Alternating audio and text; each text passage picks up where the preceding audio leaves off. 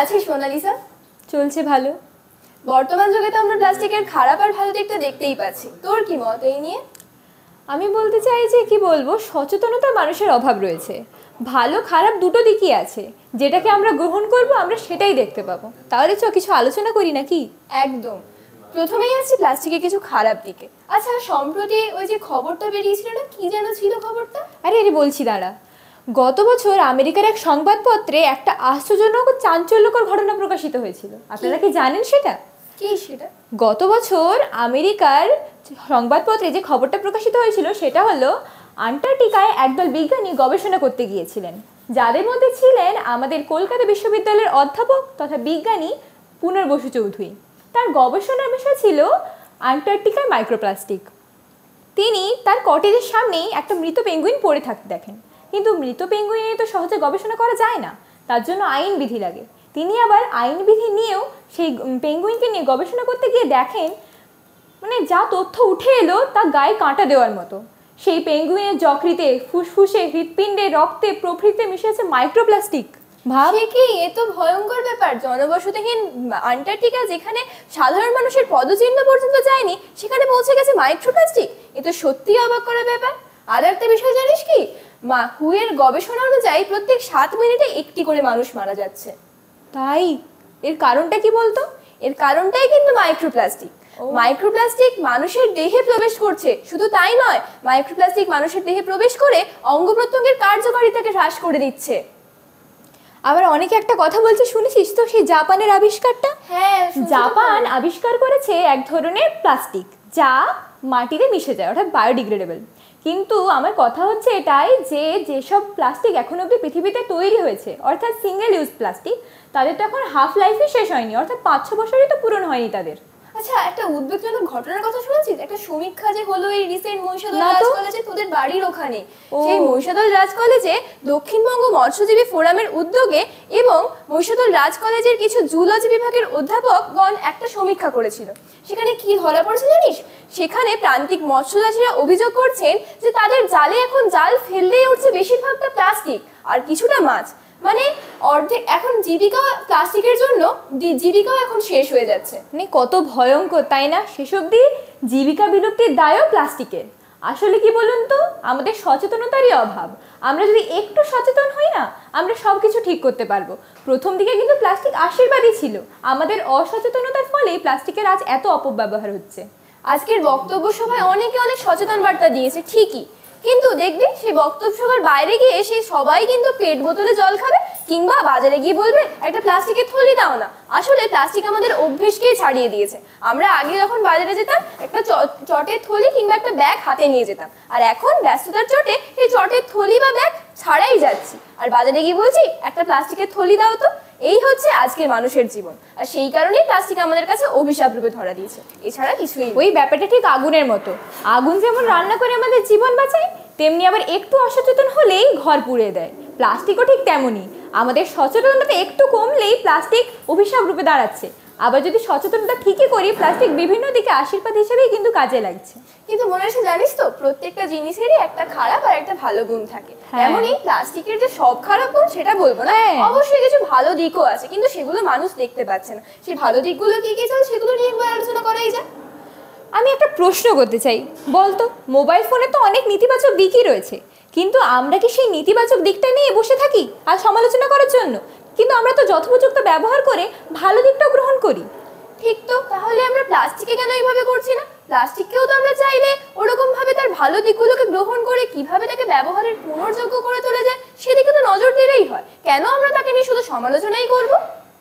সত্যি তাই। কিন্তু জাপানের একটা নতুন, যে তুই বললি এক্ষুনি প্লাস্টিকের কথা, বায়োডিগ্রেডেবল, সেটাকে তো ভারতেও আনা যেতে পারে। সেটি মাটিতে মিশতে সময় নেয় মাত্র 3 দিন, আর সমুদ্রে জলে মিশতে সময় নেয় 2 থেকে 3 ঘন্টা। আরেকটা বিষয় জানিস কি, ওই প্লাস্টিকটা হেক্সামেটাফসফেট আর গুয়াডিনাম আয়ন দ্বারা তৈরি, আর ওই প্লাস্টিকের ফলে আজ অনেক কিছু হচ্ছে। ওটা মাইক্রোপ্লাস্টিকের শোষকও হিসেবে কাজ করে। তার মানে মাইক্রোপ্লাস্টিকের অবসান ঘটবে এই প্লাস্টিক আসলে, তাই তো? আরেকটা বিষয় জানিস, বিভিন্ন আন্তর্জাতিক রাষ্ট্রে কিন্তু এখন তৈরি হচ্ছে প্লাস্টিক দিয়ে রাস্তা।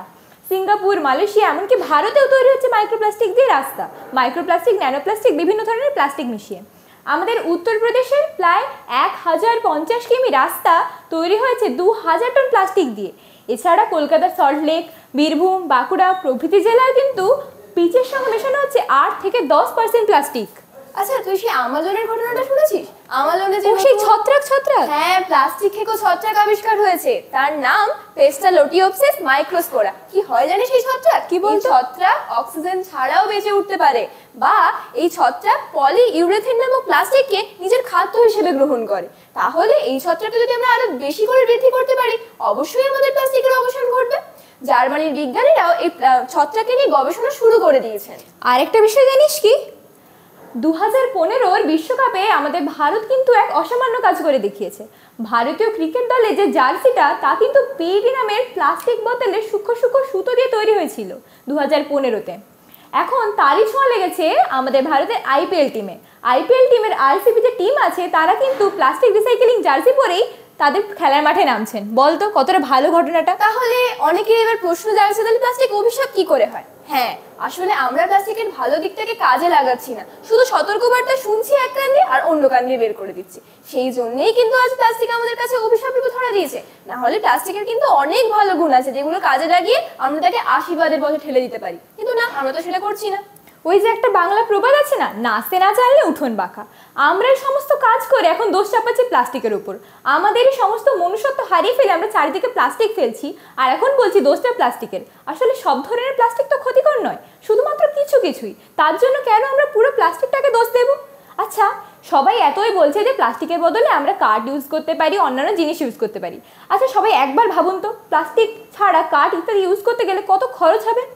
প্লাস্টিক যদি একবার গায়েব হয়ে যায়, তাহলে কি কি কোশ্চেন আমাদের সম্মুখীন হতে হবে? আমাদের অনেক কিছুর সম্মুখীন হতে হবে। আমরা কি পাবো সাশ্রয়ী চিকিৎসা ব্যবস্থা? আমরা কি সস্তায় ইন্টারনেট, মোবাইল, কম্পিউটার পাবো? না, নিশ্চয়ই পাবো না। তাই জন্য আমাদের উচিত প্লাস্টিকের ভালো দিকগুলোকে কিভাবে ব্যবহারের পুনর্যোগ্যতাকে আবার করে তোলা যায় সেই দিকে নজর দেওয়া। শুধুমাত্র প্লাস্টিকের খারাপ দিকগুলোকে নিয়ে সমালোচনা করলে হবে না, আমাদের প্রত্যেককেই প্লাস্টিককে কিভাবে যথাপযোগী ব্যবহার করতে হবে সেই দিকে নজর দিতে হবে। আর আমার দৃঢ় বিশ্বাস, আমরা যদি প্লাস্টিকের ভালো দিকগুলোকে গ্রহণ করে তা ব্যবহার করতে পারি, তাহলে প্লাস্টিক আমাদের কাছে অবশ্যই আশীর্বাদ হবে, অভিশাপ নয়। একদম ঠিকই বলেছিস তুই। আজ এই পর্যন্তই থাক। একটা কথা জিজ্ঞাসা করি। হ্যাঁ, বলো। তোরা কি মানে জলের বোতলটা কিসে ব্যবহার করিস? আমি স্টিলের জলের বোতল ইউজ করি। তুই আমি স্টিলের ইউজ করি। স্টিলের ইউজ করিস? আচ্ছা, তোদেরকে আমি একটু জানতে চাই, তোরা তো প্লাস্টিক নিয়ে এরকম আলোচনা করছিস, এতগুলো ভালো ভাবছিস। আচ্ছা, প্লাস্টিক কি শুধু আমাদের স্থলভাগের প্রাণীদেরই ক্ষতি করছে? তোর কি মনে হয় সমুদ্রে একদমই না। প্রভাবটা কতটা? আমরা যে সমস্ত সমুদ্রে প্লাস্টিক ফেলছি, অ্যাকচুয়ালি আমরা নালা নর্দমায় প্লাস্টিকগুলো ফেলে দিচ্ছি। তা গিয়ে কানেক্ট হচ্ছে নদীর সাথে, নদী থেকে সমুদ্রে পড়ছে। আর সমুদ্রের যে তিমি, কচ্ছপ, তারা বিভিন্ন প্লাস্টিক খেয়ে নিচ্ছে। তাদের 90% খাদ্যের মধ্যে 50% আছে প্লাস্টিক। এবারে ভাবুন তো, একটা তথ্য দিতে চাই যে সমুদ্রে 8000 টন প্লাস্টিক প্রত্যেক দিন মিশছে।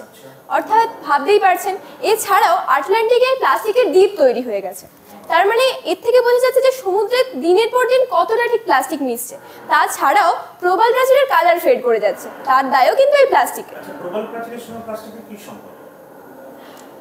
প্রবাল প্রাচীরের সাথে প্লাস্টিক ওতপ্রোতভাবে জড়িত, কারণ এই প্লাস্টিক প্রবাল প্রাচীরের কাছে মিশছে এবং তার কালারকে শুষে নিচ্ছে। মানে প্লাস্টিক এতটাই ক্ষমতা রাখে। মারাও যাচ্ছে প্রবালটা। হ্যাঁ, সমুদ্রের প্রবাল মৃত্যুর মানে মৃত্যুর কিন্তু দায়ী কিন্তু এই প্লাস্টিক, মৃত্যুর জন্য দায়ী এই প্লাস্টিক।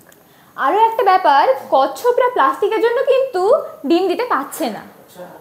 কচ্ছপদের জন্য এমন একটা ব্যবস্থা তৈরি করা হয়েছে, কচ্ছপরা তাদের প্লাস্টিক তাদের শরীরে ঢুকে ডিমের খোলাগুলিকে প্রচণ্ড হালকা করে দিচ্ছে, যার ফলে সঙ্গে সঙ্গে ভেঙে যাচ্ছে।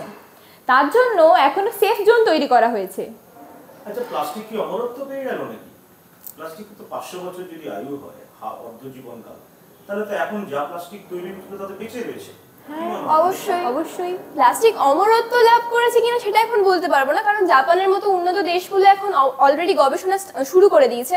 আর সেই গবেষণার মধ্যে দিয়ে আমরা একটা জিনিস দেখেছি যে মাইক্রোপ্লাস্টিকের শোষক আবিষ্কার করেছে। শুধু তাই নয়, আরো যে ছত্রাকগুলো আবিষ্কৃত হচ্ছে সেগুলোও কিন্তু প্লাস্টিকে শুষে নিচ্ছে, মানে প্লাস্টিকে খেয়ে নিচ্ছে। গ্লোবাল ওয়ার্মিং এর সঙ্গে কি প্লাস্টিক সম্পৃক্ত? কি মনে হ্যাঁ, হয় তোদের? গ্লোবাল ওয়ার্মিং যে হচ্ছে তার সঙ্গে অবশ্যই প্লাস্টিক সম্পর্কিত। কারণ প্লাস্টিক যখন ভেসে আন্টার্কটিকা যাচ্ছে তখন সেই প্লাস্টিক বরফকে কিন্তু ঠিকমতো জমতে দিচ্ছে না, বরফের অধিকাংশ জায়গায় ফাঁক ফোকর রয়ে যাচ্ছে।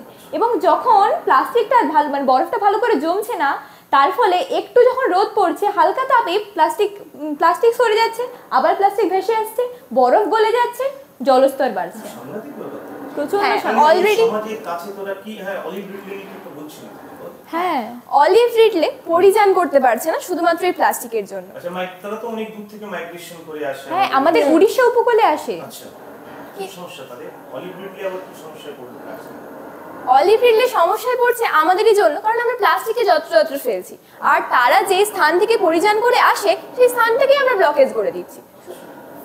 আচ্ছা একটা জিনিস, তোরা এই যে প্লাস্টিক নিয়ে এত আলোচনা করলি বা এত করছিস, তো যারা বাজারে যায় প্লাস্টিক ব্যাগ মানে প্লাস্টিক ক্যারি ব্যাগে জিনিস নিয়ে আসে বা এরকম আমরা খেয়ে সমুদ্রে নদীতে ফেলে দিই, তাদের জন্য কি বার্তা দেবে, কি বলবি কি তোরা? মানুষের মধ্যে মনুষ্যত্ব না থাকলে না কিছুটাই চেঞ্জ করা যাবে না। না, একটাই কথা বলতে চাই যে প্লাস্টিক আসার আগে কিন্তু আমরা সেই হাতে চটের থলি নিয়েই বাজারে যেতাম।